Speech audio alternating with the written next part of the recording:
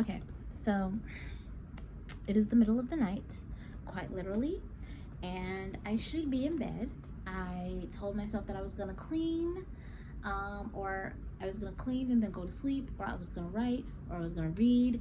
But I was like, instead of me doing all of those very productive things, let me instead make a video that has been on my heart for a while. And I had actually sat down to film this video about a month ago, and I just have not really gotten around to editing it. Like, I started, but something about it like just didn't feel right.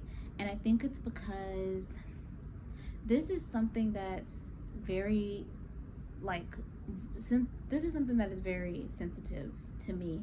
I don't think it needs to be intellectualized. I don't think it's something that like I need to preach down about. I think it's something that I need to have a heart to heart with the people that are most likely to receive the message. And the people most likely to receive the message is Black women, because my channel, by and large, if you cannot tell, is for Black women by a Black woman, obviously. So I'm gonna try to like verbalize the things that I have been thinking about kind of since everything began. And it started about a month or so ago with the whole drama that went down with my, video about colorism, featureism, texturism. And in that video, in the comment section, something stood out to me. Something became very apparent to me. I mean, aside from my point obviously not being received, and that could be, user error, that could have been how, the messenger portrayed the message. I'm not gonna what's the word? I want to say obfuscate, but it's not obfuscate. I'm not gonna absolve. I'm not gonna absolve myself of guilt, because it could always be that I did not effectively communicate the message that I was trying to put out. So it could have been that. But I also feel like a lot of what happened in my comment section was insecurity and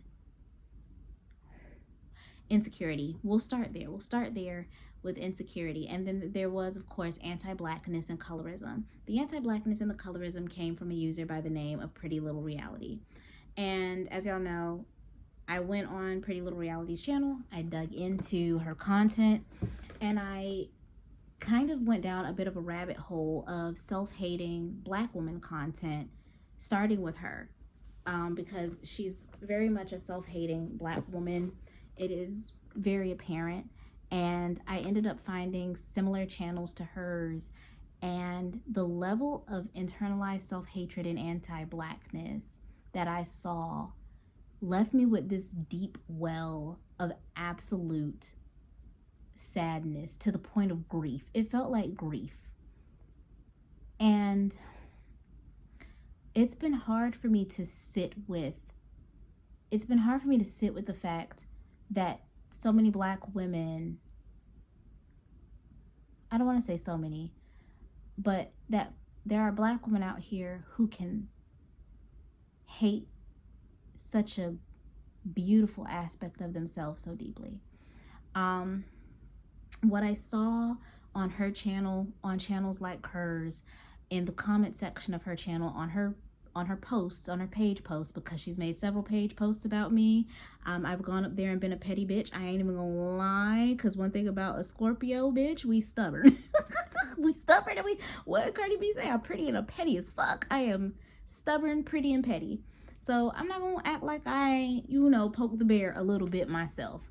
But in the midst of all of that, the vitriol, the hate, the community of negativity and absolute nastiness that lives and breeds on these channels, it's mind-blowing. It's baffling to me, but it also depresses me, because I made my channel from a place of absolute love and adoration for who I am. like, I built my self-esteem brick by brick out the mud, bro. And I did not have parents who were my first bullies. My parents did not instill anti-blackness in me. In fact, my mom made it a point to buy me books with little black girls on the cover. So I grew up reading books with black femme protagonists. My parents constantly told me how pretty I was. My daddy quite literally would not teach me how to fight because he said my baby is too pretty to fight and she's never going to be in a fight. And to this day, I never have been. You know, like, to this day, I never have been. And I believe that I am too pretty to fight over fucking what? The only thing I will fight for is human rights. That's literally about it. Anything else, so I understand that I really didn't have some of the same insecurities beaten into me about my blackness that maybe some other black women have, women like Pretty Little Reality have had, etc. I didn't have those things instilled in me. But as I was going through this content, let me say this. You know what I mean? I'm a millennial, 32 years old. Same age as that girl. She's actually a year older than me. And I grew up on the same internet that every other black femme millennial did as well. Hi. If you're watching, you know what I'm talking about. You grew up with the Tommy Sotomayor's, the Jesse Lee Petersons, the most vile, abhorrent, disgusting black men calling black women everything under the sun but a child of God. The rampant anti-black womanness, the misogynoir, the sexism, the racism. You grew up with it all as you were just trying to do what everybody else was doing and have fun navigating the internet just like everybody else did. I grew up with it. It wasn't like, although my parents loved me, told me I was beautiful, instilled a sense of self-love in me and love for blackness in me, I didn't grow up in this vacuum where I was just protected from those things. I went into school, I saw the way girls that were darker than me were treated.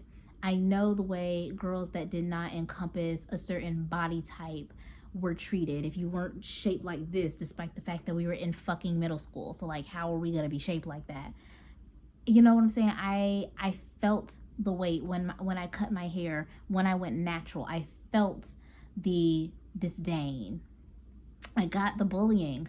I was online and I was internalizing some of these messages, and it broke me a little bit. Like, it didn't completely break me. It damaged me. And for a long time, I was deeply anti-black man. Like, I was deeply anti-black man. I'm still unlearning some of my anti-black male sentiments because I just thought that black men just absolutely hated black women. From watching those videos. And in a sense, there are quite a few black men that do resent and hate black women. I'm not going to sit here and blow smoke up y'all asses about that. I'm not. But I also know that there are great, amazing black men out here that adore us and will ride for us. They're not a monolith, just like we're not. But I grew up with that messaging coming from all of these evil motherfuckers who were out here spewing this vitriol, hoping that it would chip away and tear away at what little bit of self-confidence and self-worth that I was trying to develop in my teenage and tween years. And the only reason I think I was able to come out on the other side of that is because I love to read. And that was instilled in me by my mother. Beautiful black women, strong, loving, gentle, caring, intelligent, capable, confident, brave, courageous black women surrounded me. My mother, my grandmothers, my cool ass cousins, you know, my aunties. And then growing up with the 90s and early 2000s and seeing, you know, beautiful chocolate black women on screen. Like, I had those images in my head. that, you know what I'm saying, that countered that. So I knew the stuff that I was being fed in the mid 2000s by those nasty ass men, I knew that shit wasn't true. I knew it wasn't true. And because I knew it wasn't true, it spawned me to seek out images and stories that spoke love and life into Black women and positivity into Black women. One of the things that I think, and I will always credit for saving me, is my love of reading, my love of learning, which was given to me, a gift given to me by my mother. A Black woman literally gave me the greatest gift of all, which was, one, her unconditional love. Thank you, mama. But two, the love of reading that I have, which prompted me to become the historian that I am. When I would say, I think one of the most defining moments in my life that I will always remember is being in about 4th grade and having to do a report on a Black historical figure, and I knew that I didn't want to do one of the main ones. As a matter of fact, I don't remember if it was like, if we were assigned these figures, if we had to choose someone that wasn't the big three, you know, George Washington Carver, Martin Luther King, and Rosa Parks, and Harriet Tubman, big four, and Harriet Tubman. I don't know what it was, but somehow or another, I chose and found Josephine Baker. And that was the catalyst for everything that I'm doing now. Finding Josephine Baker was the first time that I found Black history that wasn't mired in pain and suffering, and in Black women's pain and suffering. Like, Josephine, don't get me wrong, life wasn't a crystal stair for her. And eventually, as I got older, I got the full story. But that was the first time I realized that Black women could be champions of their destiny. Champions in general. Like, really, truly, we have been championing since the beginning of time. And I think Josephine Baker was the first Black woman I really fell in love with. And from there, like, I absorbed and I sought out these stories of Black love, these stories of strong, beautiful Black women, and that carried me through. And that journey, the journey to getting to the level of self-love that I'm at now, which is I have an audacious level of self-love, y'all.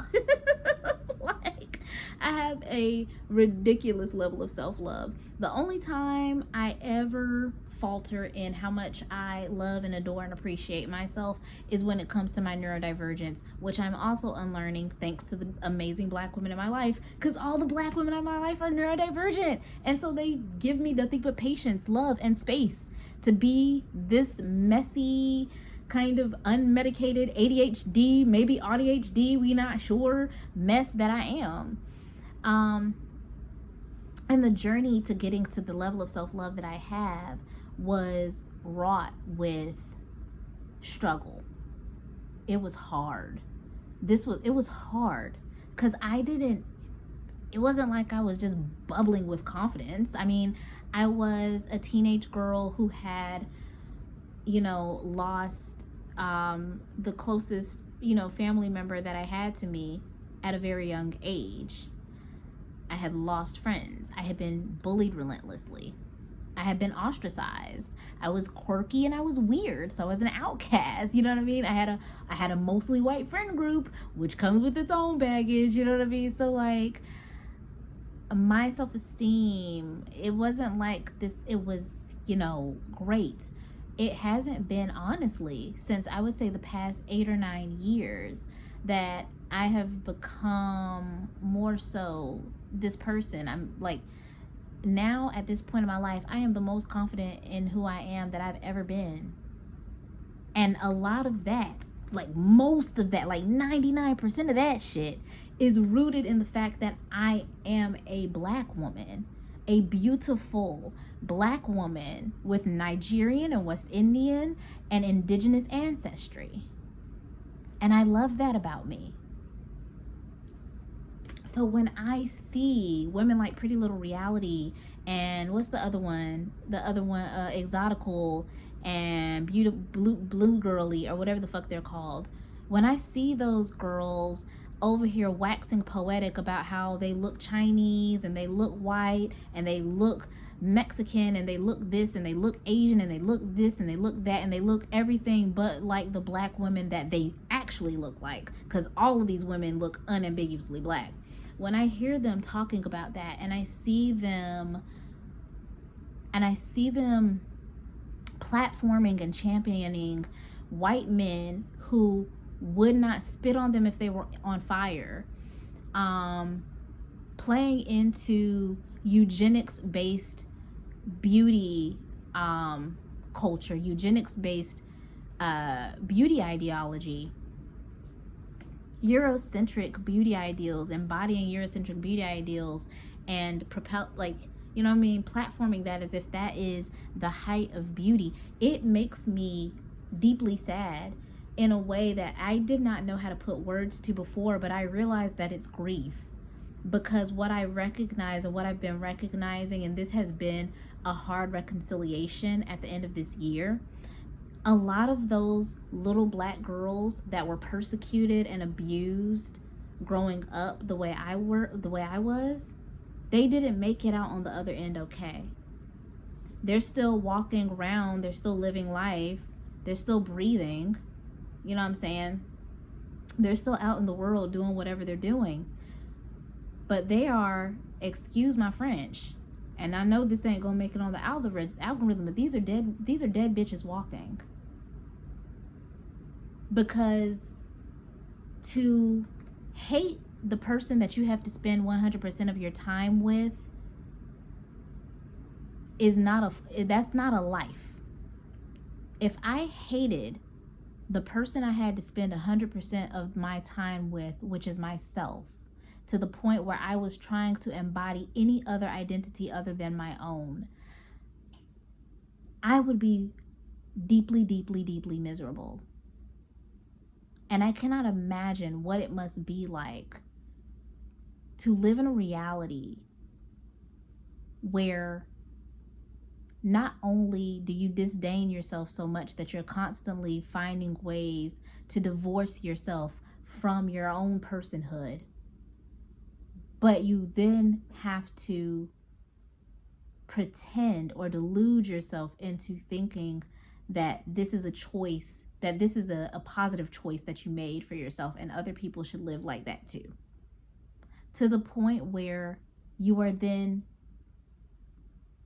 feeding that rhetoric to other vulnerable people. Black women are vulnerable people. All of us. All of us. One thing, I'm looking for my water, y'all. Is look, I'm talking a lot. I need some water. Hold on. Where my water at? Do I have it? Oh yeah, here we go. One thing that I do not subscribe to, and I absolutely hate this, is when people use the word victim mentality and they use it in a negative light. Because it's victim blaming. That's all it is. It's a way to absolve the actual perpetrators who are abusing and creating victims from actually taking any responsibility for the victims that they create. So I hate when people say victim mentality in a negative way. Black women are victims in this country. This is a white surveillance state. This state was founded on the backs of women like me.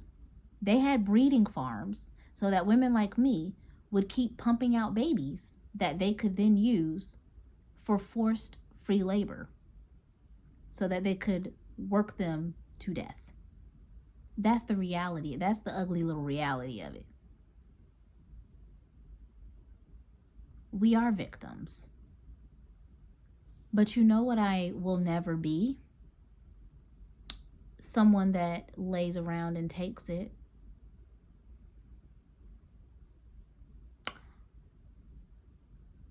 It's not victimhood to admit that you're persecuted and then stand up and say, and you know what, I don't deserve to be. the way I'm being treated is wrong. I deserve more. I'm going to ask for more. I expect more. Give me more. That's not victimhood, that's advocacy. And so I recognize my position in this country and in this society as a Black, queer, neurodivergent woman.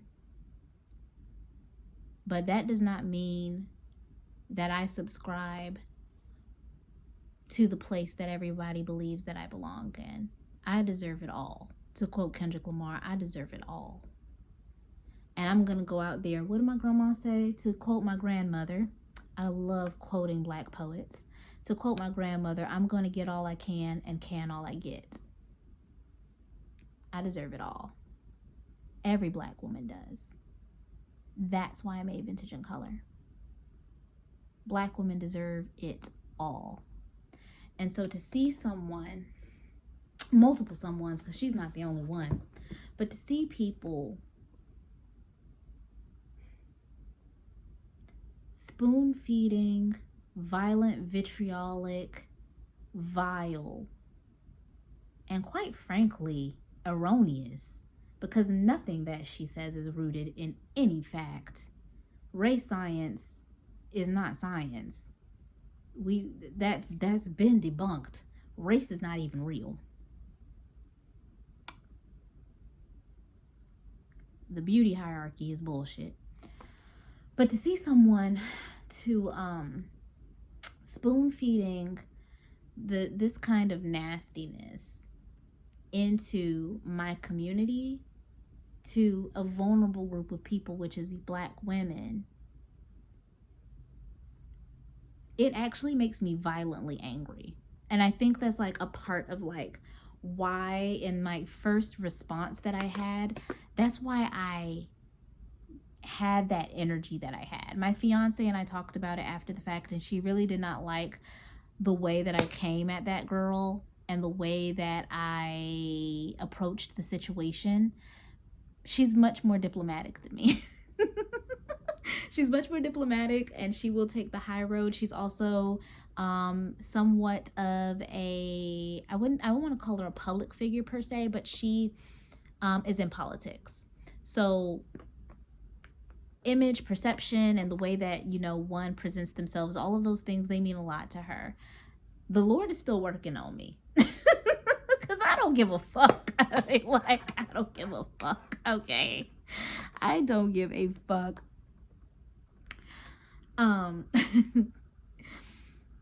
So, but I think the reason why as I've had time to sit back and reflect on it, and I've known that I've wanted to make this particular video for a while, the reason why I think I had the energy that I had is because this woman, well, first of all, not only by not just her, but all of them bitches in that comment section. I'm gonna hold y'all hand when I say this. All of you bitches in that comment section. Projecting what felt like self-loathing onto me. Like all of those women projecting what felt like self-loathing onto me pissed me off to no end, because I know I built this self-esteem brick by brick, just like I built this channel brick by brick. And like hearing and seeing this woman bully and talk down on a vulnerable group of people who are possibly more vulnerable than even she is, it pisses me off. I hate a bully. I hate a bully. I was bullied throughout school, and I came out on the other end of it a bad bitch. You know what I mean? So I don't like a bully, and I bully bullies. I do. Like, I love to bully a bully.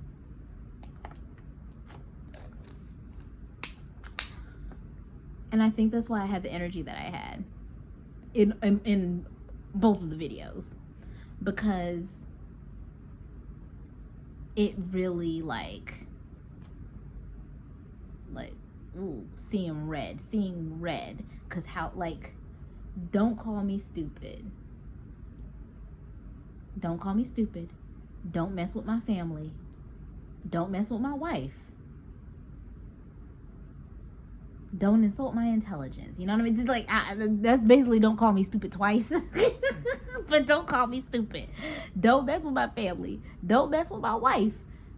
And don't pick on people that aren't your size. And she did all of it. You know what I mean? You know what I mean? Like, she did all of it. But I say all this to say that at the end of the day too, like, after all of it is said and done, what I came to realize at the end of this year, especially as we're watching body fascism on the rise, I'm seeing, y'all, recession indicator. I'm gonna need you guys to get hipper to the game. I need y'all to get hip to the game faster. Grocery prices are going up. People cannot afford to eat food.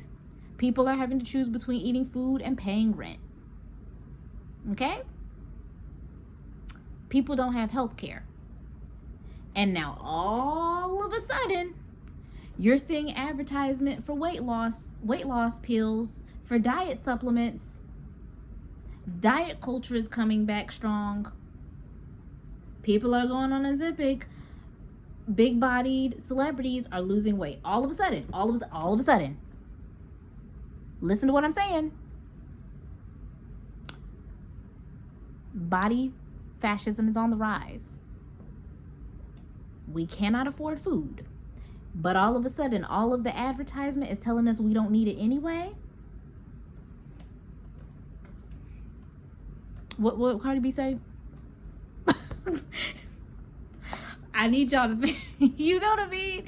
So that's on the rise. Racism is on the rise. Anti-blackness is on the rise. Anti-immigration is on the rise. Not just any immigrants, not the white ones, the brown ones, the brown and black ones. So racism against particularly black and brown and always indigenous people is on the rise.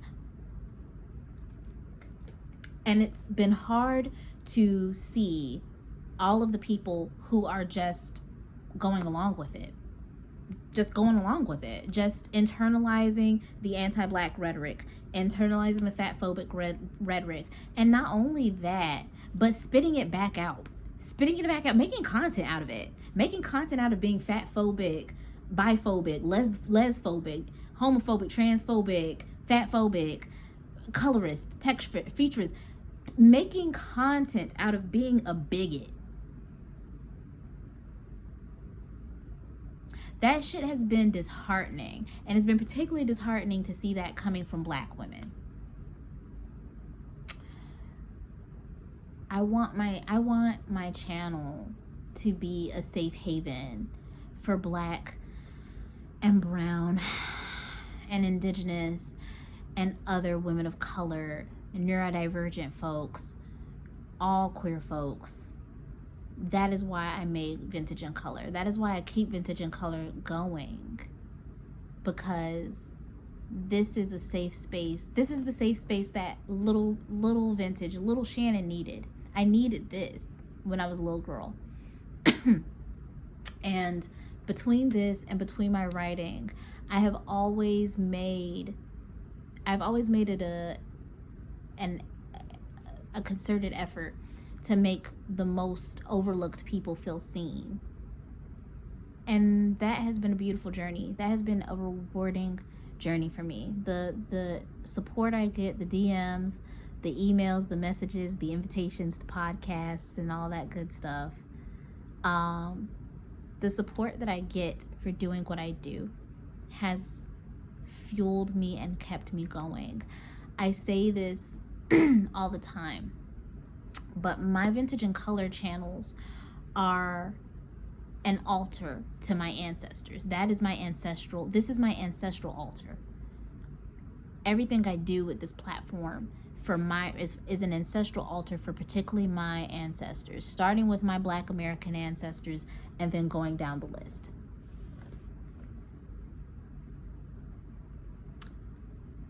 It makes me sad that so many Black women, so many Black American women in particular, do not have the level of self-love that I have been so blessed to have built. And at the end of the day, I tell my jokes and I talk my shit, but I really, really, really want Black women to be as okay as we deserve. And when I see self-hating Black women going out there into the world, it pisses me off, but even more so, it makes me really, really, really sad. Like, I mourn for them, because to me, we lost someone. I lost a sister. I told you, it's a dead woman walking. That is not an existence that I want to live or that I would wish on anybody. And, you know, I feel like, I mean, not to be self-righteous, but I feel like I failed. That's somebody I don't know if I'm ever going to be able to reach that person. All of us don't make it. There was a little girl on TikTok just unalived herself not too long ago because she was surrounded by people that pretended to be her friend and were using her. That was me. That was me like 8-9 years ago.